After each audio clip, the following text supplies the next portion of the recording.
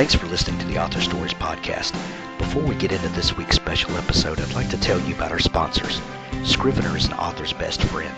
From the brainstorming phase to outlining to writing to editing and then to publishing, Scrivener offers a unique set of tools designed especially for writers. Go to getscrivener.com today and use the code HANK at checkout to receive 20% off. Your writing will thank you for it. Also, I'd like to thank Third Scribe for sponsoring the podcast. Third Scribe is the place for writers to connect with readers in a unique social setting. Go to thirdscribe.com/sign-up and visit the Author Stories forums at Third Scribe also. Just click on the link in the show notes. Now on to our show.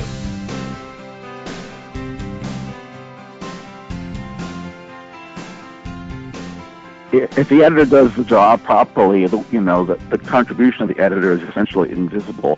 The reader is not in the position of having seen the work as it existed, prior to the editor's involvement, and how much it changes after that can vary tremendously. Sometimes there's very little difference. Some writers are just naturally, perfect. Other writers,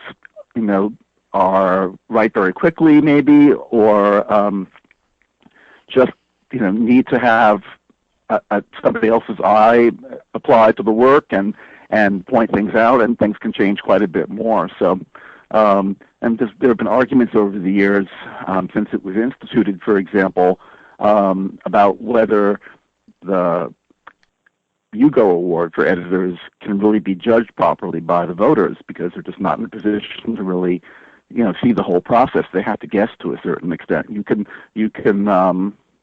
draw conclusions maybe about at least an editor's taste by who they happen to choose to work with, who they discover or otherwise manage to add to their lists.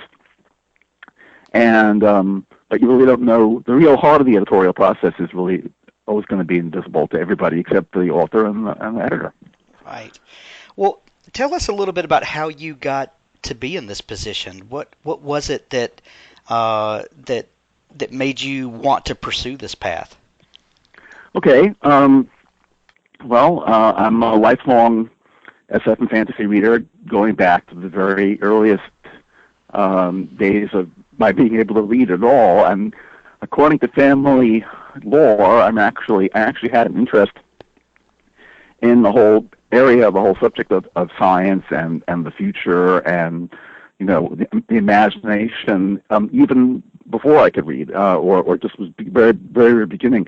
When Sputnik was launched in, I guess it was 1957, so I was like 6 years old, and I was already telling my grandfather, I don't remember this, but this is what I've been told. I was already telling my grandfather at that age that this was a momentous occasion. I'd have said momentous at 6, but anyway, it was an important occasion, a major, revolutionary moment in humanity's history, and that our future was never going to be the same now that space travel was going to become possible. So right from a very early age, I was interested in this stuff, and in fact, so much so that unlike a lot of people who can tell you, what the first SF or fantasy thing was that they read that turned them into, dedicated readers or fans, I can't. I don't know what the first thing I read was. It just seems to me that it's always been there, part of my life, and nothing else has ever been as important to me as SF and fantasy. So right from the beginning, I was thinking in terms of wanting to do something related to it. But originally, that meant to me becoming a scientist, and that was really what I wanted to do for the first, 15, 16, 17 years of my life. And I was thinking mostly in terms of physics, which is what interested me the most at that time. And but somewhere in there, it began to become obvious that although I was okay at science, I got a decent grade at science and decent grades at math, that my natural talents lay elsewhere. I was almost always was getting better grades in English than in math and science, and kind of the real turning point in that regard was towards the end of high school when you take the SATs in preparation to applying for colleges. and I got a perfect score on the verbal SAT, and only about a very good score, like 600 out of 800 or something like that on the math. The school I went to was kind of surprised that they thought I was that smart. And there was another kid who'd gotten an 800 on the math part of the test. So they actually announced the results over the PA system and congratulated each of us for our accomplishment. And I kind of thought, well, gee, maybe I really should be thinking in terms of writing or editing or something rather than science. Because it was evident at that point that, okay, I was smart enough to probably push my way through and become at least a mediocre scientist, but maybe I'd be more than a mediocre writer or editor. And so when I went to college, I didn't become a science major. I became an English major, and in fact a writing major. And because that was originally what I wanted to do, was write. And there too, after a while, I sort of watching myself progress and comparing myself to other people in the writing program, I sort of feel like, yeah, okay, you can do this, but it's not really your strength. I didn't have the deep fund of stories I wanted to tell, or the powerful urge to want to tell stories that you have to be a successful writer and work against the various odds that aspiring writers face. So that began to sort of work on my mind. And it was kind of like a classic thing. Those who can't do something, think about teaching it. I had one story published while I was in college. I sold a story to Damon Knight for his Orbit series of original anthologies published in hardcover. And I sold it to him just at the point when he was switching publishers, and so I appeared my story appeared in Orbit 16, which was the first volume when he switched to, as it was then, Harper and Row, now HarperCollins. So that was pretty cool. I mean, all my friends were very impressed that I was published. I wasn't even 21 yet, and simultaneously, through a series of strange accidents, I had my first publishing job while I was still in college, and at the time it seemed to me that this was such a remarkable circumstance that it truly meant that I was destined for publishing greatness. Here I was. I got my first publishing job when I was literally 18, and I knew that people like Michael Moorcock had edited a magazine when he was still in his teens in England. And I thought, wow, I'm going to be following in this incredible tradition. So what happened there was that in the summer between high school and college, my family spent about half the summer. This was the summer of '69.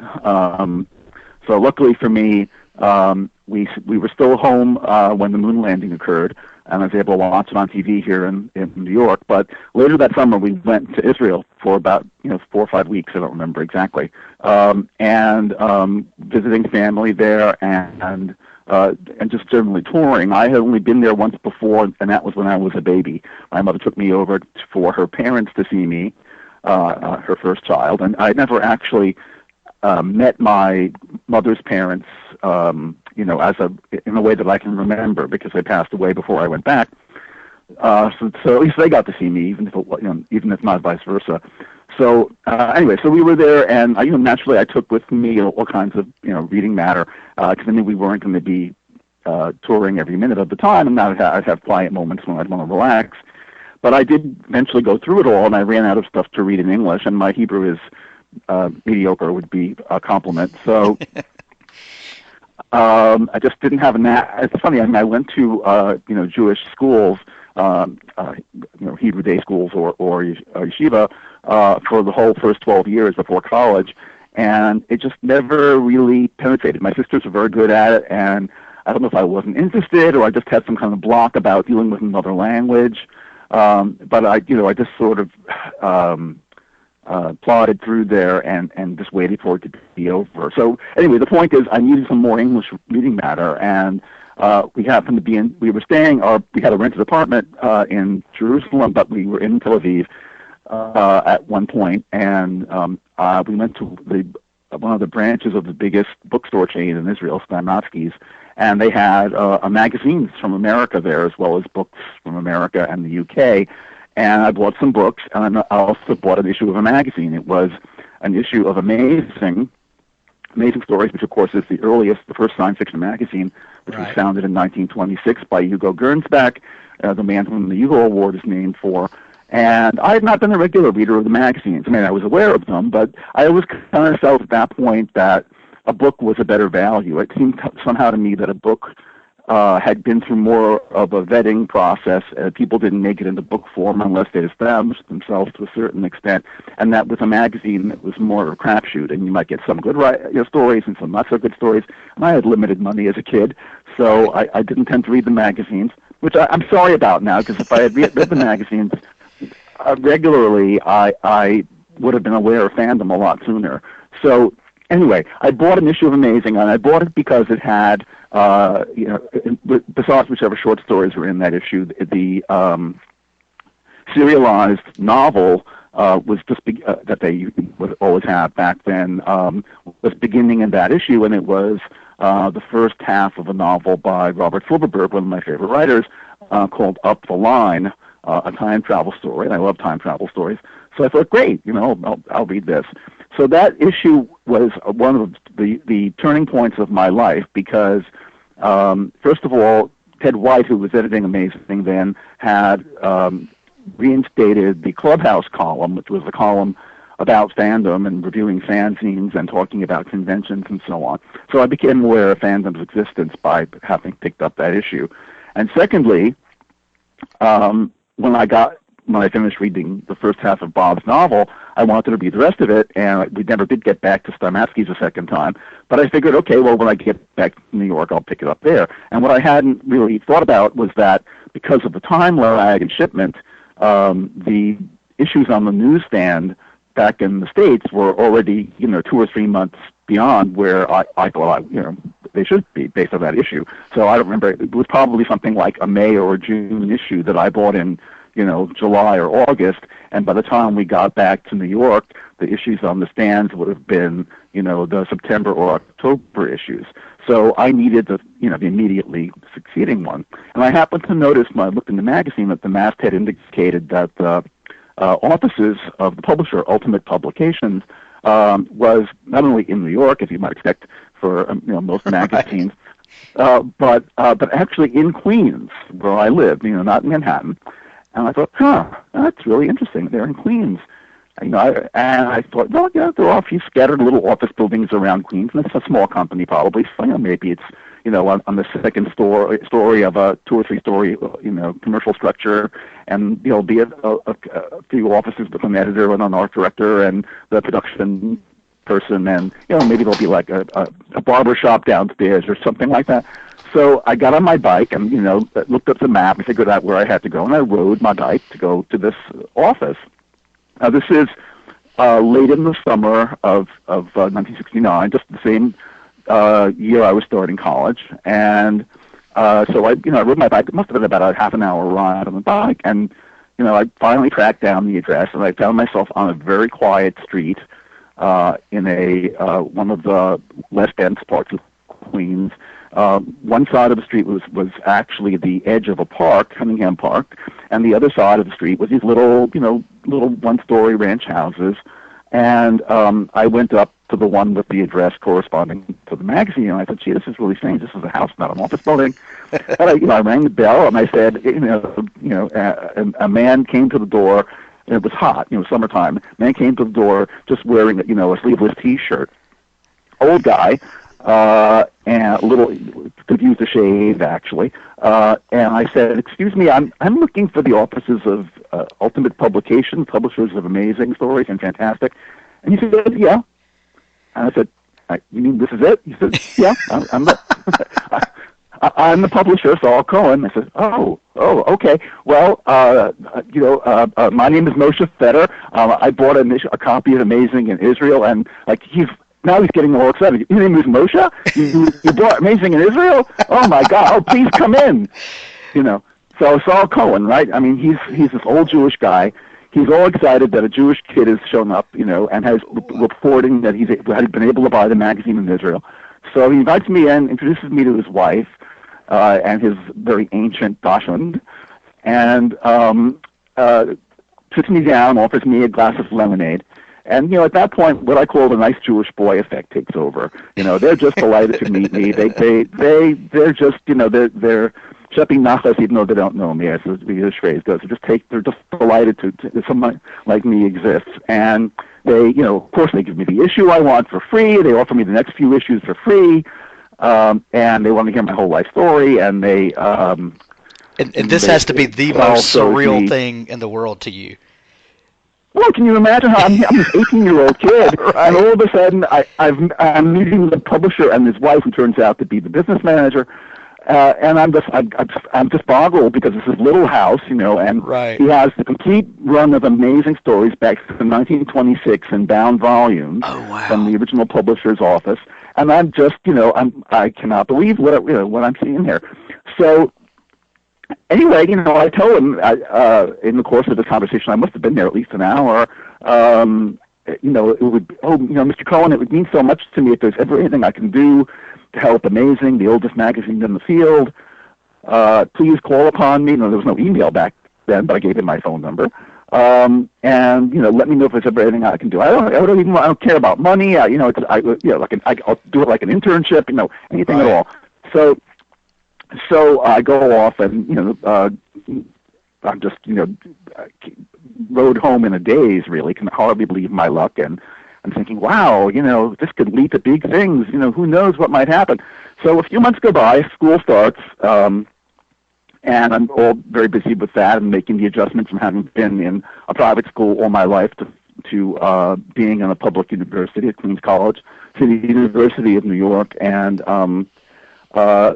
somewhere, like, you know, in late fall, I get a call from Saul, and he says, Alan Shaw, who has been helping us out here in New York, a friend of the editor, Ted White's, has to leave. I don't think he ever told me why Alan had to leave. Now, Alan was only a few years older than me. He was in his early 20s. He said, would you be interested in taking over for him? You'd have to proofread the galleys for each issue of both Amazing and Fantastic, and also help us with the slush pile for both magazines. Even though submissions were supposed to go to Ted, and Ted was down at his home in Falls Church, Virginia, inevitably some stuff came to New York. People just didn't read the masthead carefully enough, and they would just assume that everything should go to the publisher's office. So quite a bit came to Oakland Gardens, which is where the house was. I said, yeah, sure, yeah. And you know, I probably can't really pay you much of anything. You know, maybe I'll give you an occasional token kind of stipend, you know, a check for $25 here and there. And you'll have your pick of some of the extra review copies that come in, but your name will be on the masthead. You'll be the assistant editor of Amazing and Fantastic. I'm not thinking, holy, you know, I don't want to, you know, curse here, but it's just like I could not believe it. You know, it's just astonishing. I had gone from being, you know, nobody in particular to being the assistant editor of Amazing, right, just because I, you know, was a nice Jewish boy who showed up for a back issue of the magazine. So that's where my career, you know, began, and I ended up doing that all through college. And you know, in a sort of parallel way, I got to meet Ted through fandom as well, and did my best to proofread accurately and leave it up to the readers to decide if I succeeded. But I really put a lot of effort into the slush pile reading, because I knew from my own efforts as a aspiring writer how much aspiring writers are dying for any kind of feedback from somebody objective and presumably knowledgeable. And you know, even though we had, you know, the printed rejection slips, I would always write people a little note, and sometimes not so little if I felt I had something useful to suggest. And you know, I got letters back sometimes, or notes attached to later manuscripts from authors thanking me. And the best case of that, you know, although I didn't know it at the time, was that there was one writer who I thought was really quite promising, and I just felt his story was just short of recommending to Ted. But I said, I told him, this is great. I think here's how you can improve it, but you're going to make it. Just keep up, don't give up. Stuff like that. And some years later, I got a book in the mail. One of those typical, jiffy bags, as they used to be, with the the sort of crushed up or minced up papers that they used to use in between the layers of the wrapping instead of the bubble stuff we have now. Right. And it was a paperback from Del Rey, and it was dedicated to me. And I was completely stunned. Why is this person dedicating this book to me? And it was the first novel published by Lawrence Watt Evans. And he had dedicated the book to me because he said in the dedication I was the first editor to take him seriously and encourage him. And I contacted him, of course, and I said, Lawrence, what about your parents? What about your wife? Or if you have one. Right. And I said, no, you don't know how important you were to me. That you gave me that feedback way back in the early 70s, and I just never forgot that, and it just made all the difference and stuff like that. So, of course, I didn't know that at the time, but I was clearly doing the right thing. All right, so I did that, and I sold that story, and I got out of college, and I thought, okay, well, I'm in good shape now. I'm going to be, all my friends on the Collins newspaper, where I ended up being by the time I was a junior and a senior, I was a copy editor, and I was the editor of a literary magazine supplement, and all my friends on the Collins newspaper, they all were going to go off and do other things completely, or some of them who really were into it wanted to become journalists and ended up going to Columbia Journalism School. But I wanted to work in book publishing. By this time, I figured out, there weren't a lot of magazine editor jobs around, but maybe I'd have a shot at getting to be a book editor eventually. So I went around, made the rounds everywhere, and proudly talked about my credentials, which I knew were much better than a typical college students would have to be. And it didn't really work. A lot of people in book publishing were only vaguely aware or maybe completely unaware that SF magazines still existed. They weren't terribly impressed, I guess, by magazines with names like Amazing and Fantastic.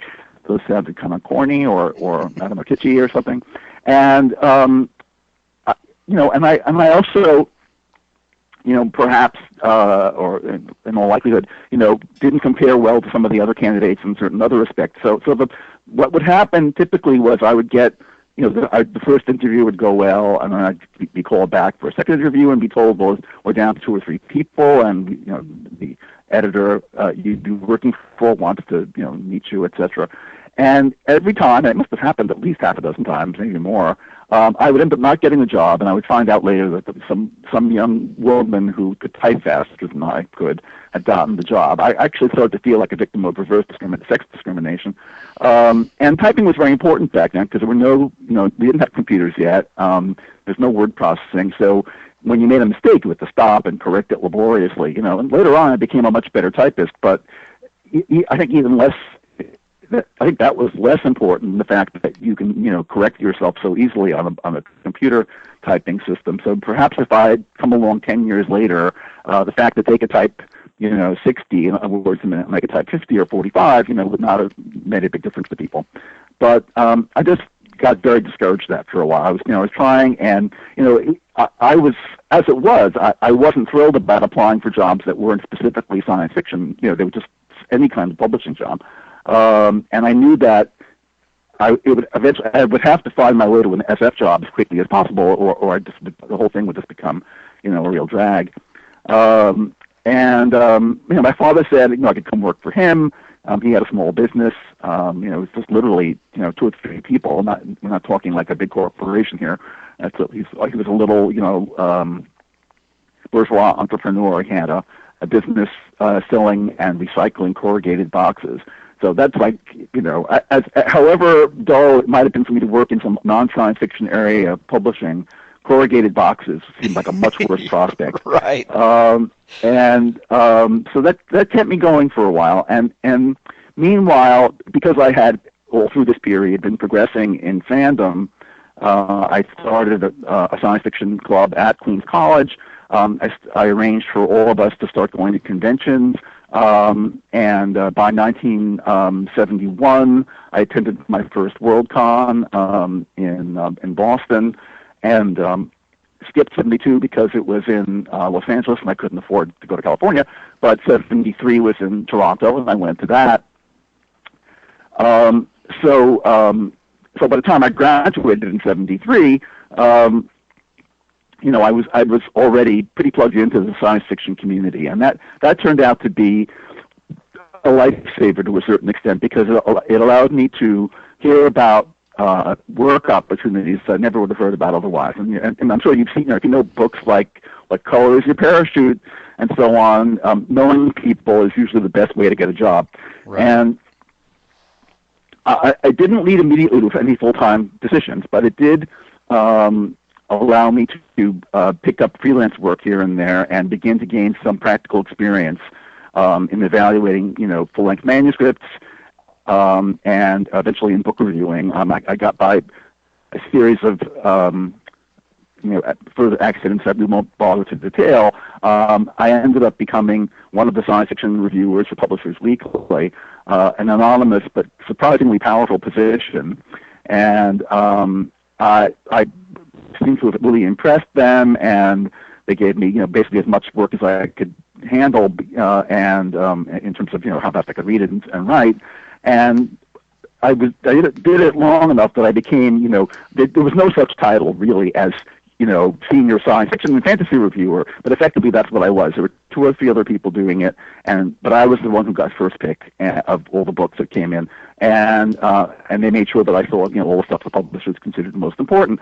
So in the course of doing that, even though the reviews were unsigned, people in the field knew who it was, and they could immediately see that the quality of the reviews had improved, both in terms of the writing, and I'm sorry to sound immodest, but both in terms of the quality of the writing and especially the quality of the expertise being applied, because I hadn't been reading science fiction by that point for over 20 years. Well, not quite, because I would have been, yeah, all right, yeah, that's probably about right, because I didn't get it right out of college. It was a few years later.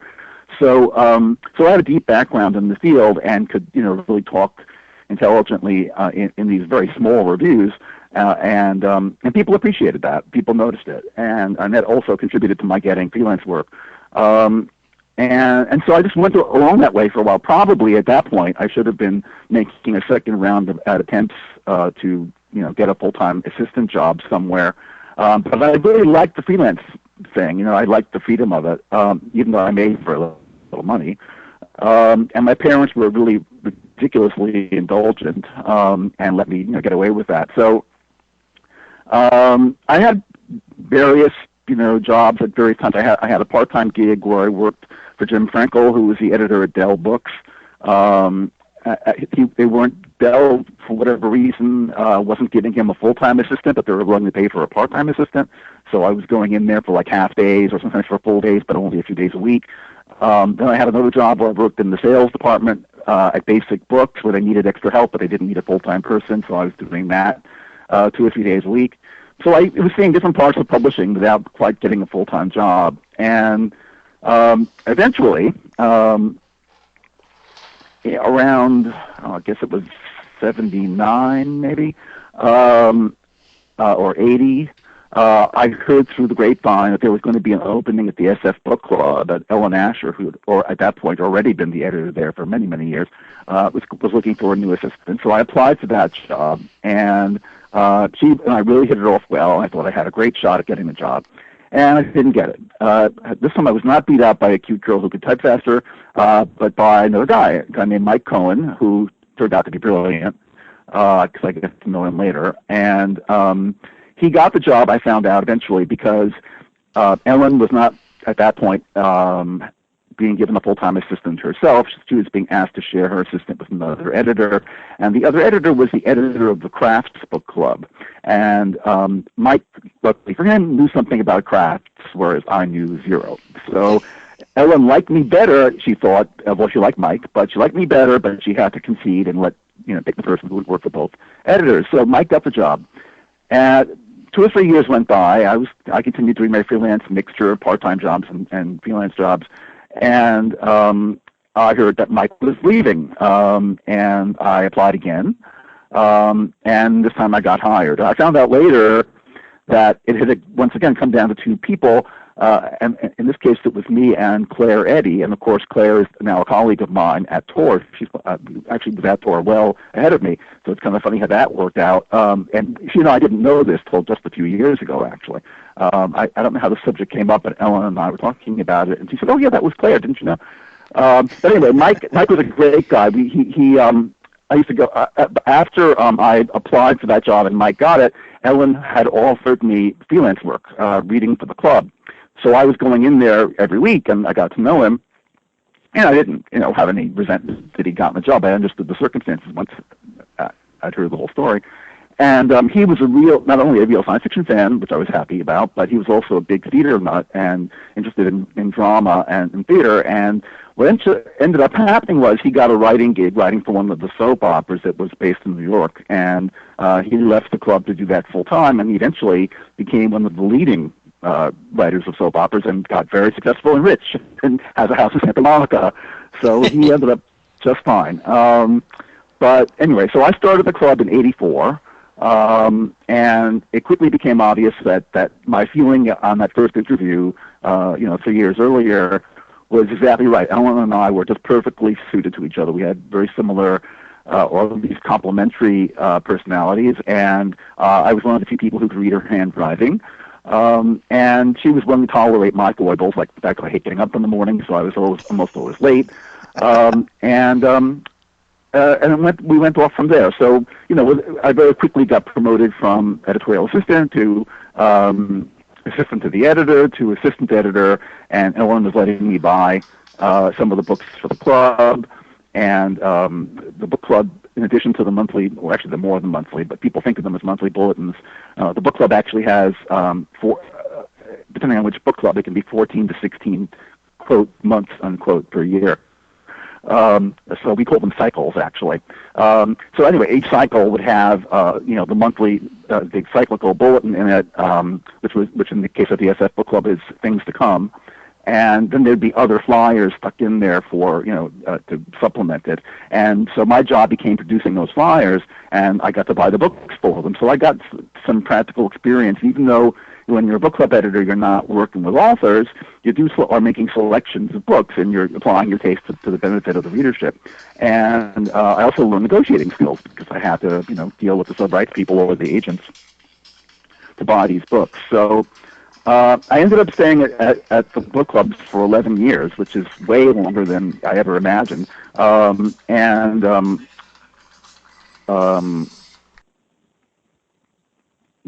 that period, the Doubleday family sold the company, and we became part of Bertelsmann, which is a big German media conglomerate that also runs book clubs in Europe. And that had, some revolutionary effect on the place. It had been a very stodgy, old-fashioned place, and Bertelsmann came in and just, blew the dust off everything. So that was a very interesting period. And somewhere in there, roughly halfway through my 11 years, I guess this would have been around 89.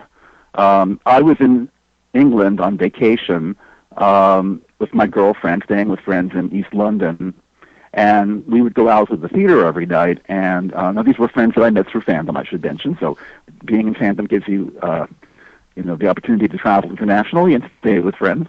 And it was actually a couple that was an American woman and a British guy who had met through fandom, and she'd married him and moved to London. So we came back to our friend's home after seeing whatever show it was that night, and they said, "Moshe, your Ellen Asher called you. She has important news from the book club, and she wants you to call right back." And of course, it's early, even though it was probably almost midnight in London. It's 5 hours earlier in New York, so that was no problem. So I called her, and she said, "Oh, Moshe, thanks for calling back.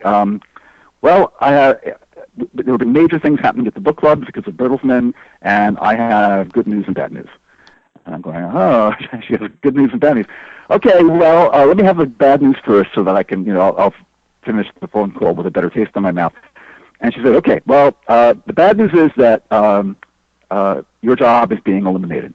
You're redundant. Well, I'm really sorry, but they decided we don't need a specialist doing what you're doing." By this point, I had really stopped working for her. I was reporting directly to the editor-in-chief, and I was doing other stuff while continuing to buy books for the SF Book Club and the Literary Guild and some of the other clubs, and doing flyers and organizing various other bureaucratic things. And I was like a little kind of crushed to hear that, as you can imagine.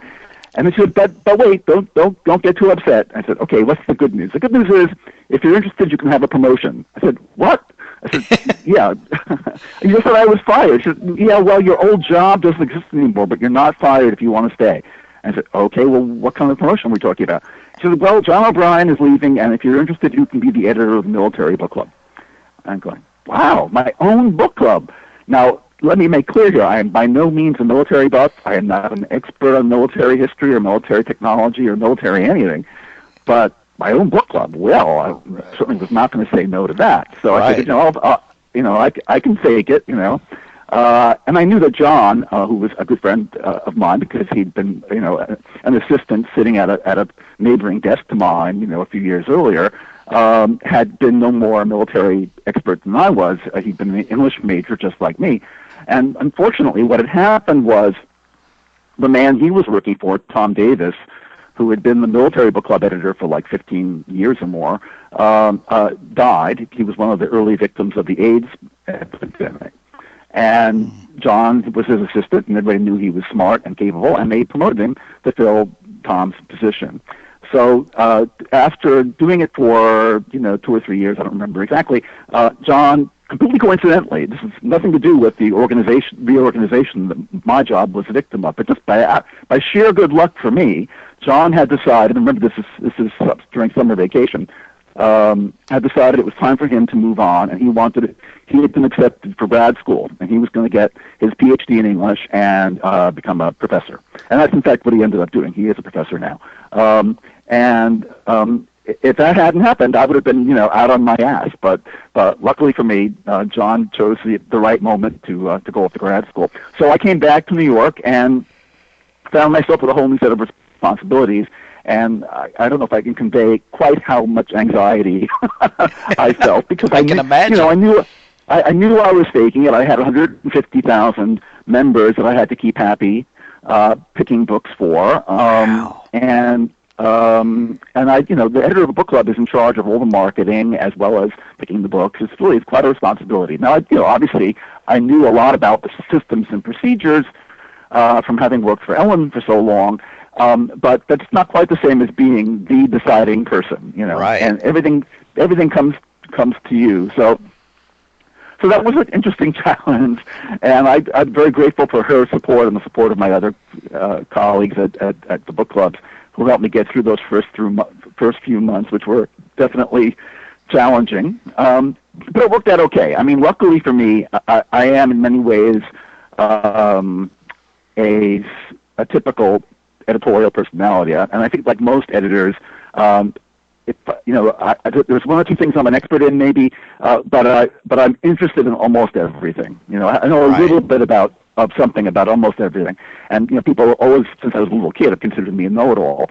So it wasn't such a stretch to I mean, my mother used to call me the professor. So when I was like 8,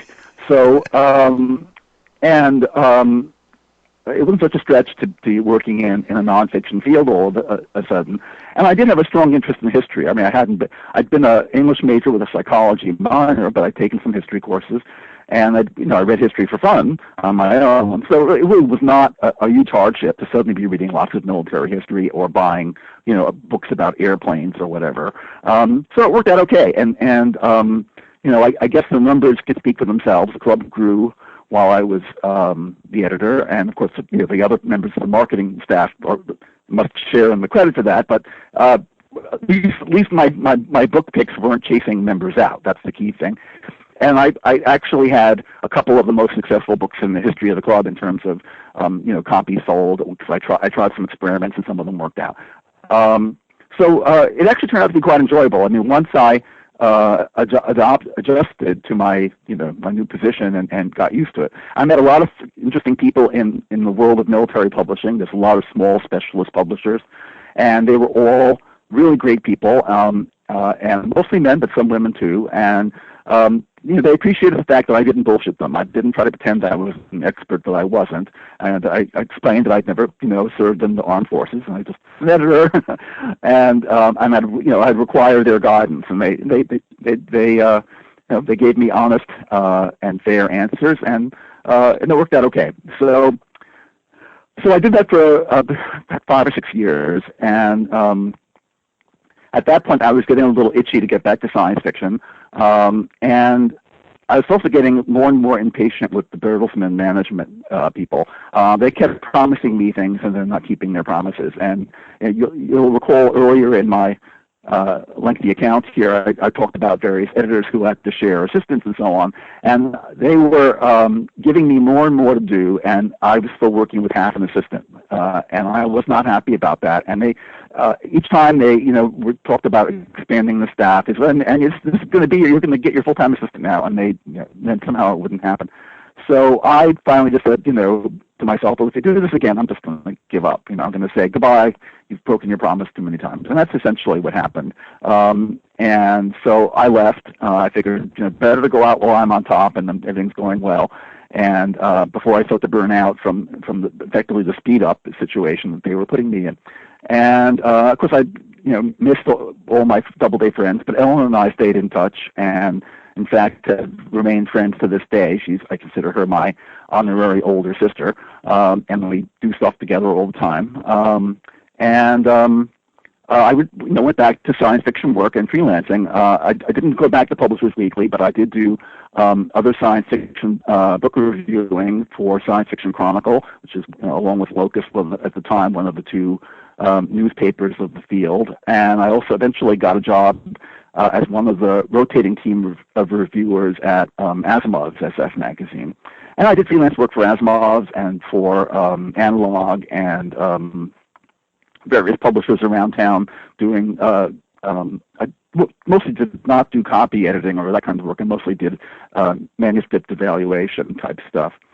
So during my time at the book clubs, I actually had turned down the chance to be the actual head of the science fiction line, and I'm not going to tell you which one, but it was a real offer, and I came very close to accepting it, and I was really torn because it seemed like this is my opportunity. I'm going to finally have the job exactly that I wanted, and I didn't take it ultimately because when I did my research and tried to find out what the working conditions were like, everybody I spoke to was telling me how awful a place it was to work. That's why I'm not telling you where it was.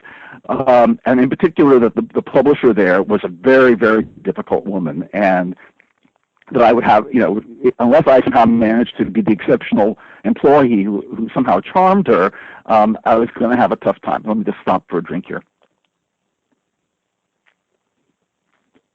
And I thought, on one hand, I really want this job, be the person in charge of buying these books and working with these authors.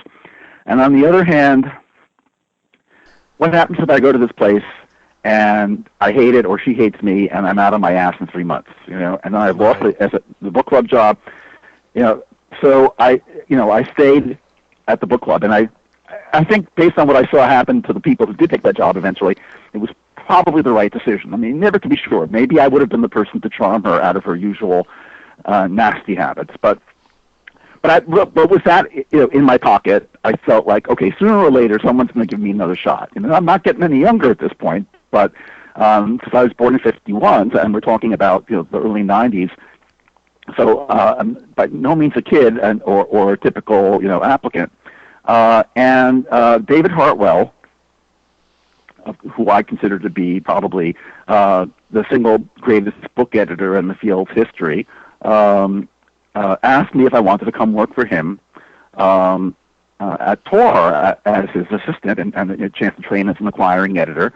And, normally I would have jumped at it, but the problem was that I was having health issues. It turned out with something I had probably been always a factor, but I hadn't realized it, and I had only officially, gotten recognized and diagnosed in the latter part of my book club career. It turned out that I was bipolar and manic depression, And I didn't feel that it was sufficiently well controlled at that point, and I was worried about working for him and not being able to, keep up with the demands of the job. And I said, David, I'm dying to do this, but I just don't know that I could promise you the quality of support you would want from me, and I think I'd better say no for now. So I continued with working with my doctor and my psychiatrist and so on, trying to find the right combination of medications. And he hired Jim Minns, who turned out to work out very well, and Jim is now, I don't know what's his title, executive editor or something at Bain. And a few years went by, and so now we're up to 2000, and I was feeling much better. My medications were working, and I got a job, perforce a temporary one, because it always is, working for the census, and 2000 census, and I was not an enumerator, one of those people who goes around from door to door. I was an office worker. And they quickly noticed that I was very good at the job and that I understood the complicated rules that the clerks have to apply and the enumerators have to apply. And within a few weeks, I was assigned to teaching, and I was teaching clerks and enumerators all these complicated rules. And then one of the supervisors said, Moshe, you're obviously very bright and talented. Why don't you take the exam and become one of the office managers? So I took the exam and got the promotion. And, within a couple of months of being there, I was in charge of an office of, over 100 people. And I thought, okay, I guess I am okay, if I can do this. So when a few months later, towards the end of the census, job, David came to me again and said, Moshe, how are you feeling these days? Jim Minns is leaving. Would you like to come work for me? And I said, you know something? Yes.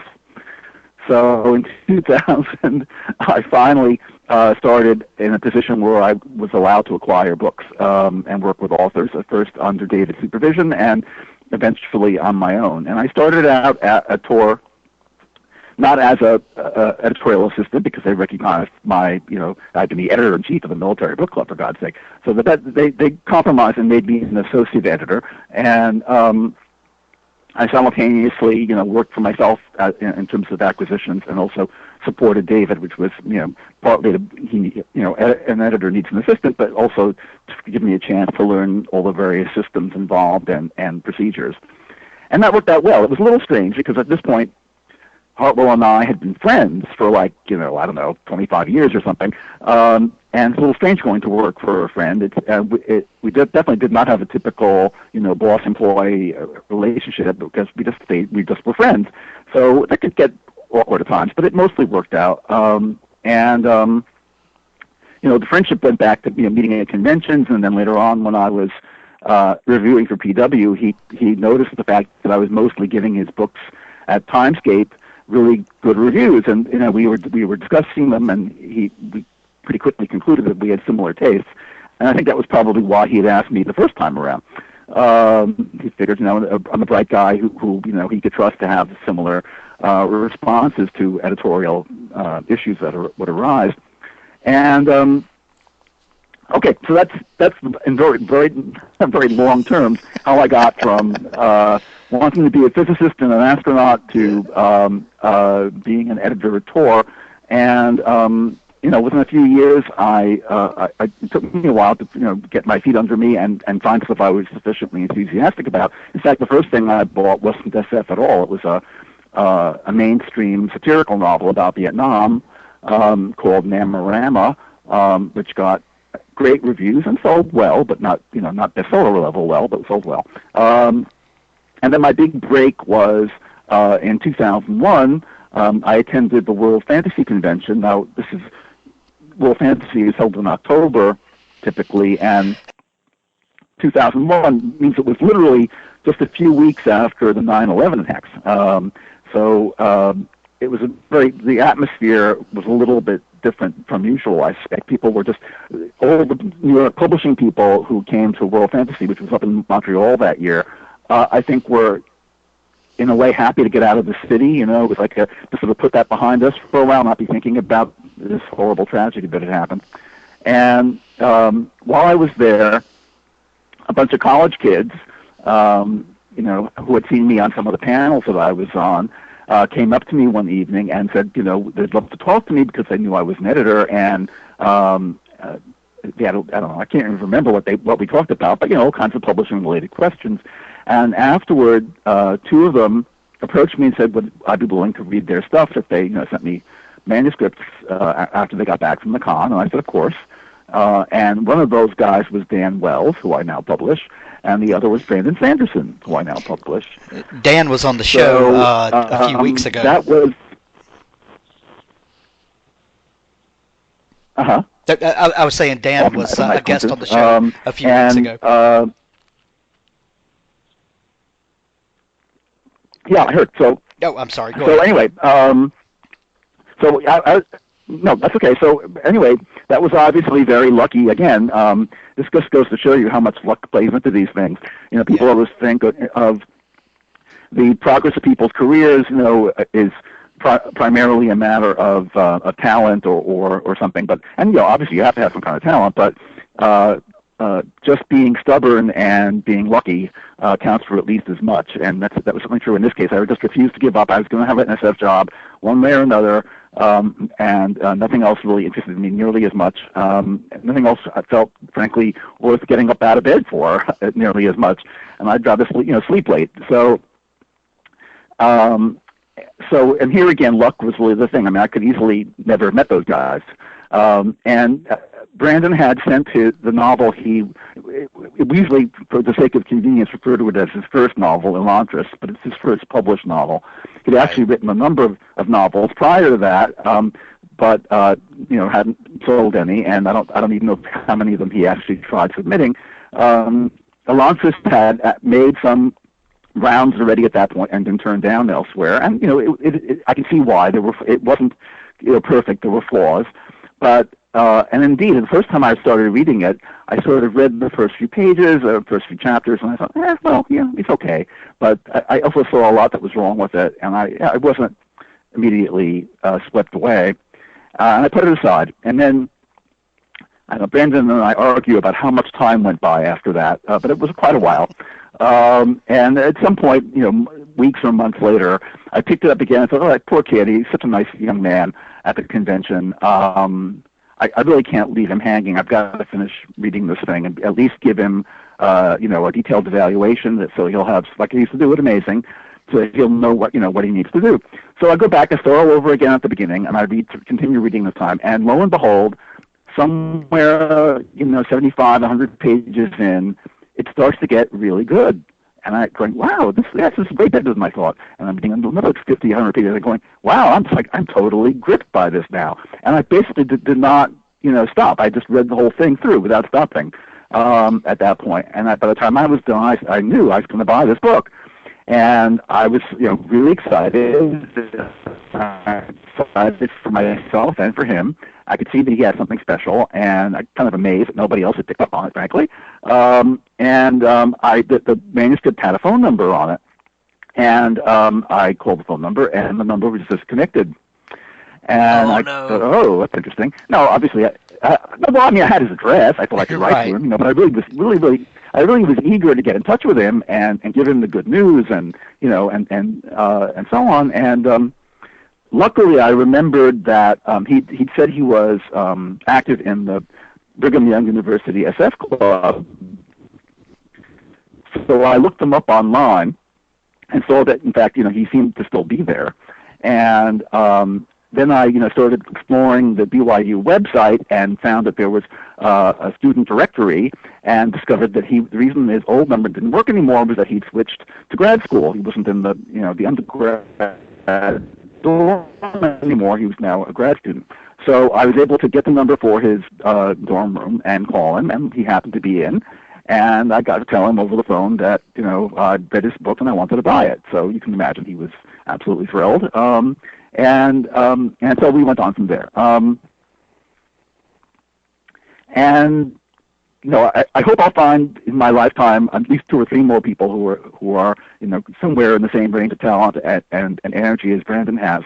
But clearly he's been so far, my most important discovery and the most important thing I've done in terms of publishing has been to bring him to the public's attention and make what contribution I could to improving his work. And and then luck played a further role because we had the tragic, much too early, premature death of Robert Jordan, and through a series of circumstances that Brandon himself has written about, and your listeners can go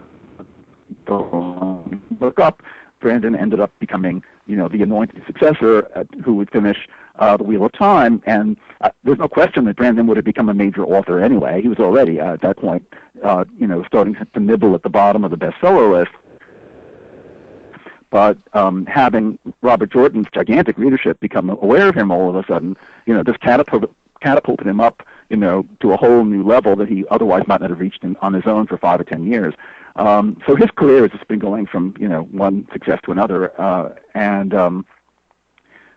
he continues to produce prodigies because, as you've heard today, we're going to be publishing 2 books in the Mistborn sequence next year, one in October and the other, I think it's going to be officially a January pub date, but it will actually come out in late December. So we're really excited about that. I mean, we know they're both going to be very successful commercially, but particularly because circumstances having been what they were, the Stormlight Archive books, which he and we feel are his, his sort of masterpiece at this stage in his career, and are really going to be the foundation of his permanent reputation. We've only done 2 of those so far, and they were like 3 or 4 years apart, and that's not the way you want to do it. You want to have them come out every year or 2, preferably. Given such big books, 2 or even 2.5 years is not outrageous, and it's still much faster than George Martin is managing. And I say that with affection because George is an old friend, but he's taking his time, and it just wasn't possible. Brandon was working on his own stuff and working on the Jordan things.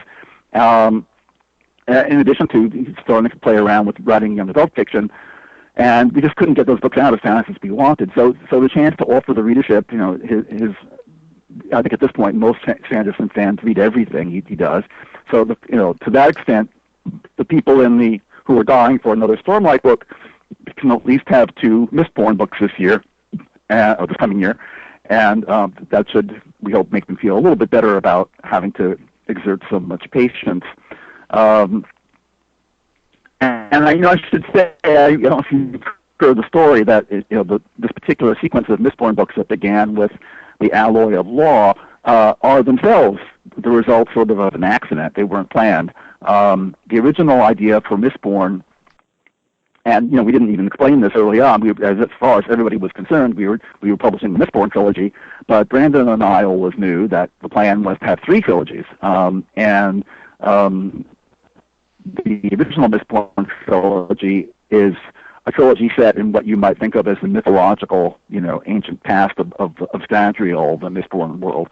And Brandon wanted to write 2 more trilogies, one set in that world equivalent of the 20th century, a point at which the events of the first book would become, part of, myth and legend, or even of religion. And you have a world in which technology had been created, but the magic that we had learned about in the first trilogy would still be around. So you'd have this mixture of science and magic.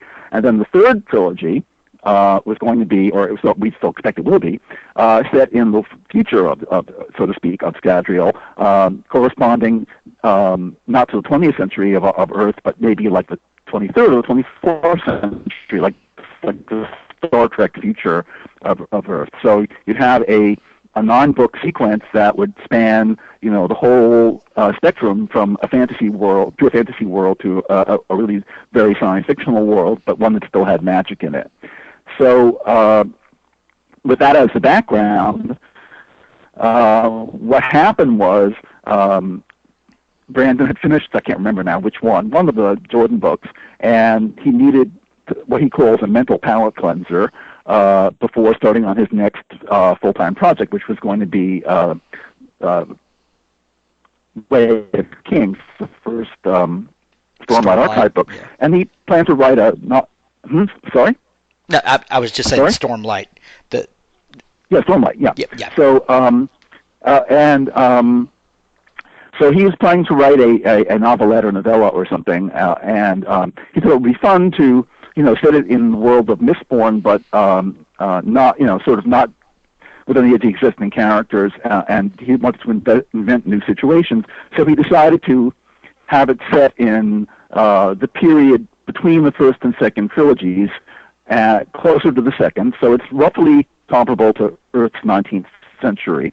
And what happened was it kind of ran away from him, and it turned from a short story into a novella into a novel. And he literally called me up and said, Moshe, I hope you don't mind, but I've accidentally written a novel. And I said, you accidentally wrote a novel? Okay. Well, of course, we'll be happy to buy it. What is it? And we explained. So, everybody was very excited. We didn't, we found a place for it on the schedule, and lo and behold, it became a bestseller. And now we had to make a deal and figure out how to fit these in with his other obligations and keep this new series going. And I didn't know immediately what he had in mind. It turns out it's intended to be a 4-book sequence. And we were just planning to publish the second one, but now we're going to be publishing the second and the third. So it's very exciting. And I've read the first one of the new ones already, and it's very good. And interestingly enough, everybody who's finished the second book, which would be his agent Joshua Bilmes and Tom Doherty, our publisher, was telling me, wait, you read the second one, it's even better. And I was in the middle of other stuff, so I couldn't get to it right away. But I've now started it, and I'm maybe about halfway through. And lo and behold, they're right. It is even better, which is hard to believe considering how good the first one is. So it's going to be a really fun sequence to publish, and I'm looking forward to it. I'm going to probably be editing them over the Christmas break, and hopefully have them for Brandon to look at early in the new year. And he's got other obligations to Random House and to his family, so he won't be working on them right away. But there won't be any problem at all getting them out for the fall and winter next year. All right, so there, going on for however long it's been, an hour maybe, and you haven't even asked me another question yet. That's okay. What advice would you have, Moshe, for a writer that might be in that Brandon Sanderson position, where you have the gift, you have put in the time, and you are pursuing your craft, but it's just not. You just can't seem to get any traction. And like you said, and like Brandon has said before, I don't want to misquote him, but I want to think that he said that his first purchased book was like his 11th or 13th novel, something like that. What advice would you give? What advice would you give someone to? Book and, yeah. Well, there's no easy or simple answer to that. There's certainly no one right way that it has to happen. The first thing is obviously persistence and belief in yourself has to come first, because this is always hard. It's very rare that somebody makes a sale their first time out. That's truly the exception. The second thing is you've got to look for markets that are open to unsolicited submissions. Some publishers are and some aren't. Sometimes you might have to try to find an agent first in order to get into the door. That can be hard in itself. Brandon did not have an agent when he sent me Elantris, and got one later on in time to do the negotiations on it. I think making a personal connection, if you can, is definitely useful. I mean, science fiction and fantasy aspiring writers really have a tremendous advantage here over writers in just about any other field, because if you're a literary writer or a writer in some other genre, although other genres now are starting to have conventions, and they do have, there's a lot of online activity as well that we didn't used to have. But the key thing is you have a lot of potential ways that you can meet people who work on the editorial side, and I think if you're not having any luck just submitting stuff blindly, and actually you should never submit blindly. You should always know where you're going, in the sense of having analyzed the list of the publisher you're interested in, and you should be able to say to yourself, and maybe even in your letter, I've looked at your line, and I think my book fits in well to the following 2 or 3 reasons. So you're not just hoping that it's going to be a random lucky fit. But if you're not succeeding that way, I think the single best thing you can do is go to conventions and try to meet editors, meet agents, but especially editors. And it's much harder for an editor to say no to somebody in person, frankly. And if somebody comes up to you as an editor and they talk about their book and they do it politely and they don't talk your ear off and they make a good case of themselves and they seem intelligent, then if they ask you at the end of the conversation, can they send you their book, you're going to say yes. And once you put yourself in that situation, you're already ahead of 90% of the submission, because the editor has met you, has a face to connect with the manuscript, and it's not going to end up at the bottom of the slush pile. It's going to be, one of the first things they look at. Maybe not instantly, because there's always a backlog, but sooner rather than later. So that would be my number one recommendation. The other thing you can do in science fiction that can be hard in other fields where there is no market to speak of for short fiction is that you can do short fiction and sell to the surviving magazines or to some of the websites like Tor.com that now pay for fiction.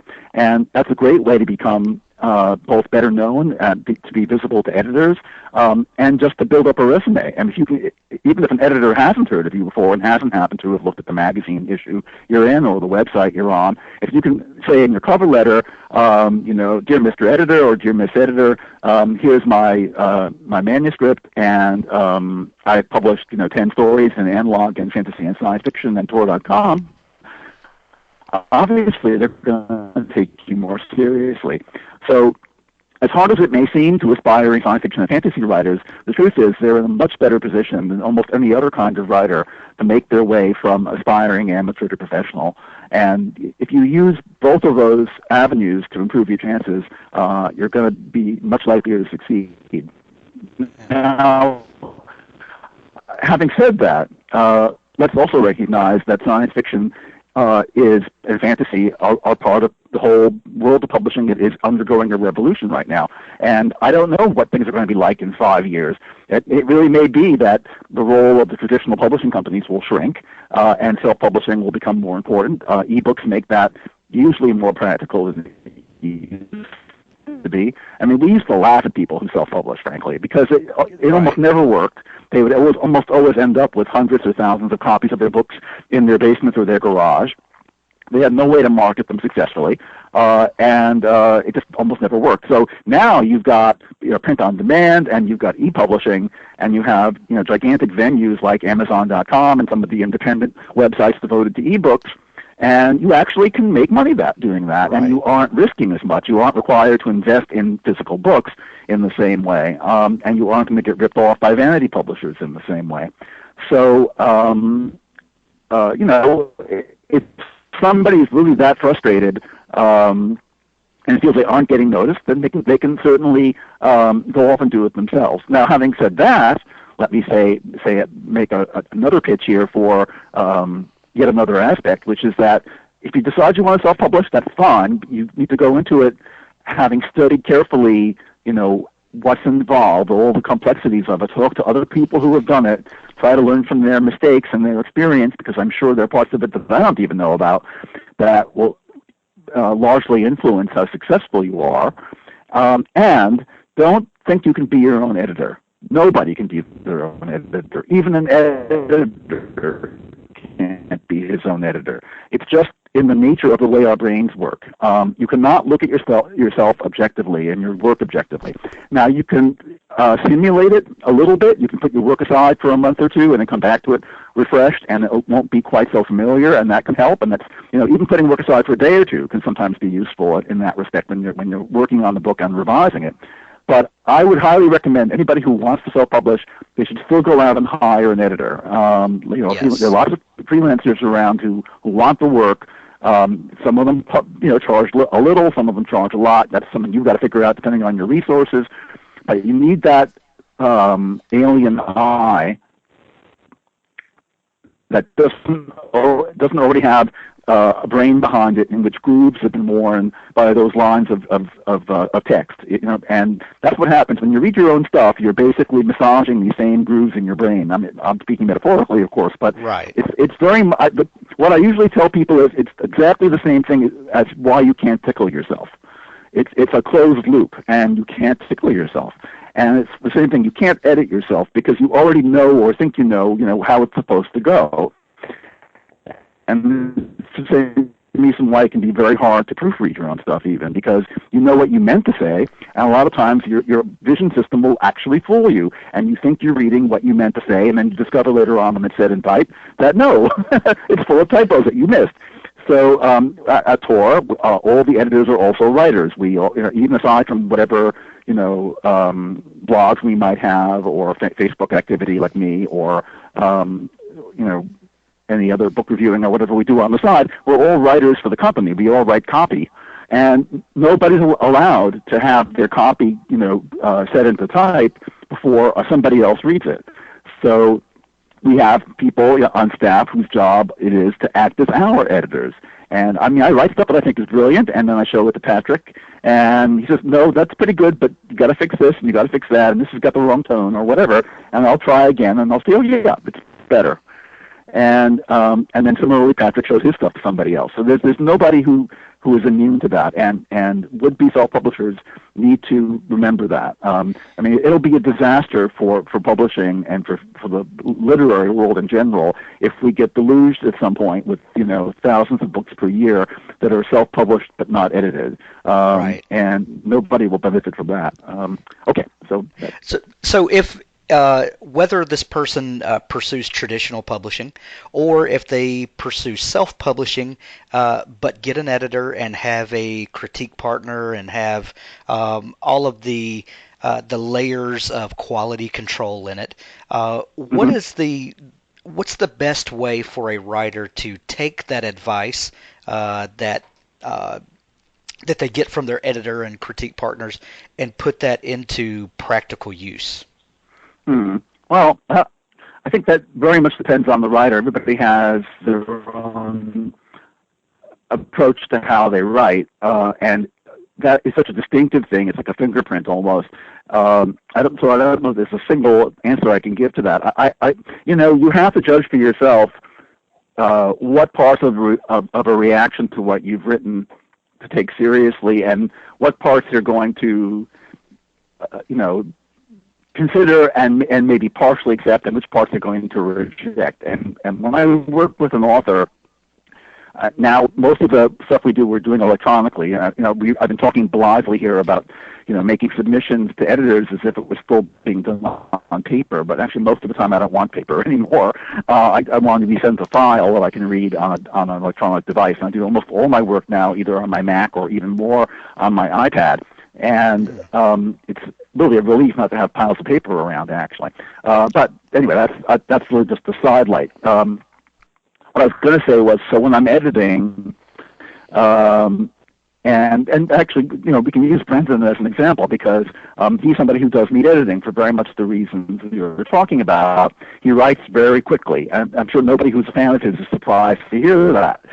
He couldn't be as productive as he is otherwise. And a lot of times, sloppy isn't fair, but he's just not concerned with finding, le mot juste, as the French say, as long as it's approximately right. He wants to keep going. He doesn't want to lose his momentum.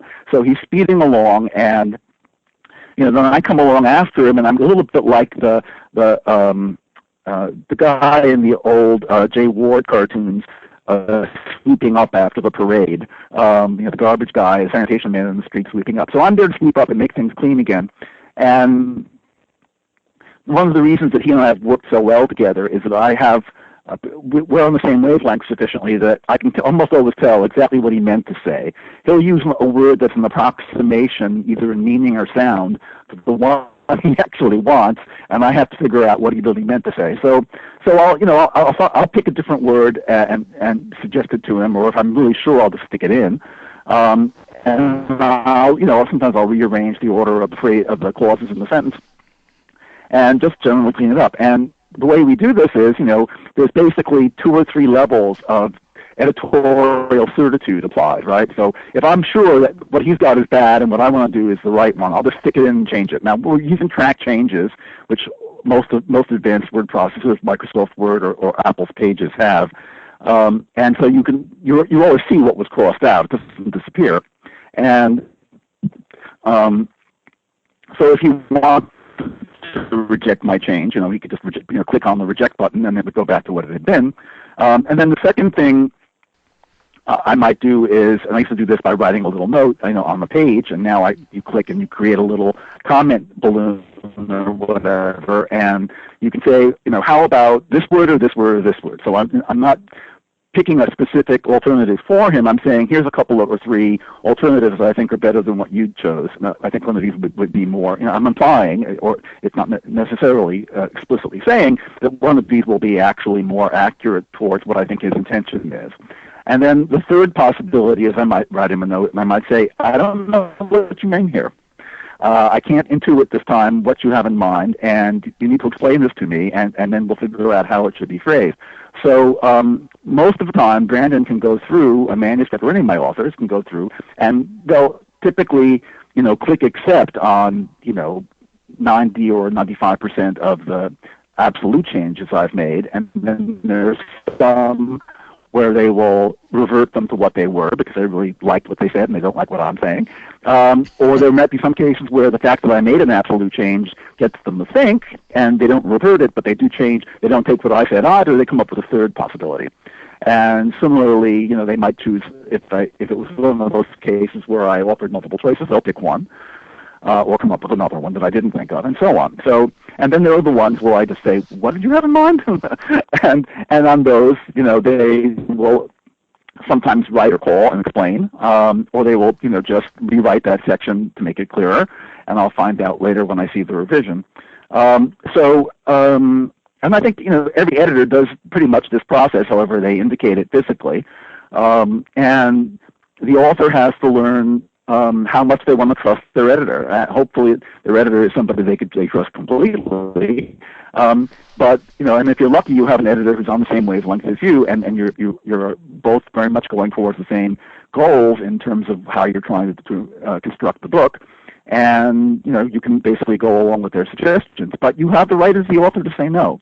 And I've had arguments with most of my authors at some point where we disagree about something. And I will make the best case I can. And it's never a case of I'm the editor, do what I say. It doesn't work that way. I make the best case that I can, and if they finally agree, we go with it. And if we don't, well, it's their name on the book, not mine. I mean, Tor does put editorial credits in that the editors want them, and I like having it there. It's a tiny little credit on the copyright page. But unless you know to look for it, you're not going to see it. But the book has got the author's name on the front in big letters. And so ultimately, if I can't convince them that they're wrong and I'm right, they get to have their way. And as I've done this now, working with authors from scratch for about 14 years, I've gotten better at it too.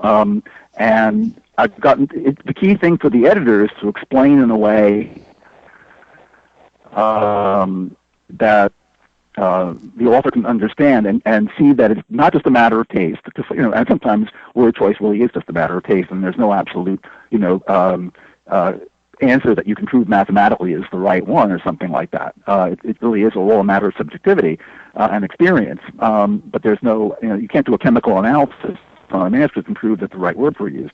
So, but if I can explain to an author that I think the way they've chosen to construct a sentence or a paragraph or even a character is interfering with the overall goal of the story and telling the story as effectively as possible, then they usually come around. There's one or two cases specifically I can think of with Brandon where my first attempts to get him to see that something wasn't working, I was getting nowhere. He kept interpreting it as, well, I think this works and you think it doesn't, and it's just a matter of taste. And I'm saying, no, it's not just a matter of taste. And I'm not so sure of myself that if he's particularly resistant, I might even go to a colleague and say, look at this section here and see what you think of it. And, I can check myself that way to see if my reaction is idiosyncratic or if, in fact, there really is something wrong with it. And in this particular instance I'm thinking of, anybody here I showed this thing to had the same reaction, which was that it wasn't working. And ultimately, I realized that I had to make Brandon understand that whether or not he thought it was working on one level, the way he had written it was pulling people out of the story. And that was something he got. Maybe he didn't ever completely understand why what he was doing wasn't working for me, but he could see once I showed it to him that what he was doing was pulling people out of the story. And the one thing, well, not the only, but one of many important things you don't want to do is pull people out of the story. So, to pick a trivial example, if you have a story set on an alien world and all of a sudden somebody makes a reference to the Yankees, they're going, what? why are you talking about the Yankees? On a foreign sport on a different planet. It would completely pull you out of the story. It would break the spell. And writing any kind of fiction, is essentially about casting a spell over the reader. You're trying to draw them into the world of the story and to believe those people are real and what's happening to them is real and to get caught up in it. And that's even truer and more challenging with science fiction and fantasy, where you're not only creating the world of the characters and the characters' emotional experience or intellectual experience, but you're developing their whole environment, whether it's the future or a fantasy landscape or the some historical era or a combination of those. You have to make all of that convincing, and it's one of the reasons why I think in some ways SF and fantasy are a superior genre to mainstream fiction, because our challenge is really much greater. If you're going to really achieve literary, excellence, you've got to do it not just characterizationally, but in every other way too. So consistency and originality and the ability to describe things in a sufficiently evocative way, are tremendously important. Because you don't want realistic people acting out their parts in front of a bunch of cardboard flats. You want to have people in a three-dimensional landscape. And similarly, and contrary-wise, you don't want to have a beautiful landscape inhabited by robots, zombies that you're pushing around. You want the characters to appear to be self-motivated. So it really is a challenge for SF and fantasy writers. They've got to be able to do both things equally well. A mainstream writer can just tell the reader in effect, well, this story is set in London in 1942. It's the middle of the Blitz. World War II is raging, blah, blah, blah. And the reader already has a built-in vocabulary of scenes and facts, and history about that situation. And you can barely sketch it in, and they can do all the work for you. And then you can focus on the plot and the characters. And that person, or fantasy writer cannot do that. They can't just say, it's London in 1942. They have to describe every single bit, or at least give the impression of describing every single bit, which is one of the tricks of the field. If you do that, then the reader, wants to come back to it and come back to it and come back to it. And that's one of the reasons why we've had this trend, especially since the whole Tolkien revolution, where people don't want just a single book. They want to be able to come back and explore worlds in depth. And the challenge for the writer is not just to create an interesting world, but to make it so rich and deep that it really can support multiple visits in that way. Right. Moshe Feder, this has been a fascinating hour and a half. It has flown by, but we are out of time. I just want to say thank you for the contributions that you have made to the genre and to so many books that I love, and thank you for taking time to come on the show. Well, thank you. I was delighted to be invited, and it's been a pleasure to talk to you. I never tire of talking about SF and fantasy. They're kind of like my life and my religion, and so I'm always happy to do it, and I hope your listeners enjoy it.